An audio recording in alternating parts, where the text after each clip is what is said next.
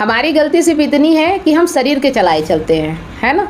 मतलब हमारा शरीर जो चाहे हमसे करवा ले, उस वक्त हम ये नहीं देखते कि हम जिसके साथ रिश्ता बना रहे हैं उसकी चेतना कैसी है, वो व्यक्ति कैसा है। हमें तो लगता है कि बस इंसान मिलना चाहिए, स्त्री का शरीर मिलना चाहिए, चाहे वो कैसी भी हो।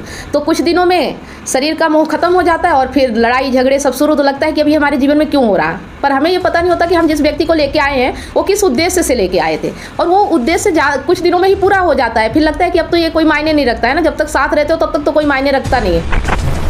क्या गृहस्थी में उलझे लोगों के लिए भी अध्यात्म में जगह है?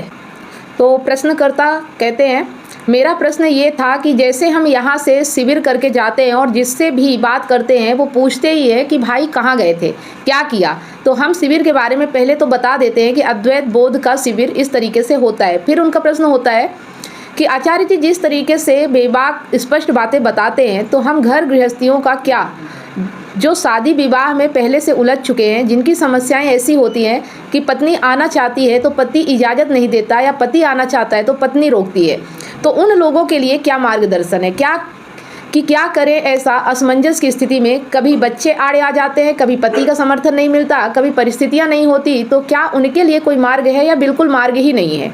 तो ये ज़्यादातर हम सभी गृहस्थ जो हैं, सभी का सवाल यही होता है कि हम तो आ गए यहाँ पे, लेकिन हम अपने परिवार फैमिली को कैसे लेके आए, या वो हमारा विरोध करते हैं तो क्या करें। तो आज इस बात को समझेंगे कि हमें उनको कैसे जवाब देना है, क्योंकि हम यहाँ आ रहे हैं तो जब हम जिससे भी बात करेंगे तो कुछ ना कुछ तो बात ऐसी होगी जो उनके जैसी नहीं होगी, है ना। तो अब ऐसे लोगों के साथ हम कैसे बात करें, कैसे उन्हें जवाब दें, अगर वो ऐसे सवाल करते हैं या उन्हें यहाँ तक लाना है तो क्या करें।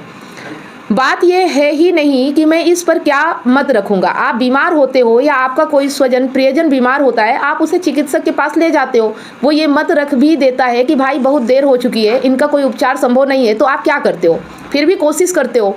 जैसे बता रहे हैं कि अगर कोई व्यक्ति बीमार है और उसको अगर डॉक्टर के पास ले जाना है, तो क्या आप फिर उसमें मत रखते हो या फिर लेके जाते हो, है ना, डायरेक्ट उसको हॉस्पिटल लेके जाते हो ना। भले डॉक्टर कहे कि अब इनकी मैं उपचार नहीं कर सकता हूँ या टाइम निकल गया, फिर भी आप कोशिश तो करते हो ना। तो बस यही करना है ना, कि हमें लग रहा है कि यहाँ पे जो हो रहा है ये एक तरह से जो अज्ञान है उसका उपाय है। ज्ञान एक तरह से, अज्ञान बीमारी है और ज्ञान इलाज है।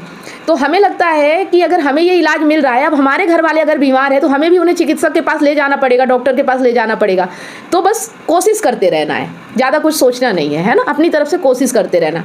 फिर भी कोशिश करते रहें, आप फिर भी कोशिश करते हो, बल्कि जो चिकित्सक कह दे कि अब कोई उपचार नहीं हो सकता, उससे आप तत्काल आगे बढ़ जाते हो। आप दूसरे तीसरे चौथे 10वें चिकित्सक के चक्कर लगाते हो, किसी चिकित्सक के ये कह भर देने की कि तुम्हारी हालत अब इतनी बिगड़ चुकी है कि कोई उपचार कोई सुधार संभव नहीं है, मान तो नहीं जाते हो ना, अपनी तरफ से तो कोशिश करते हो। तो बात चिकित्सक के मत की है या तुम्हारे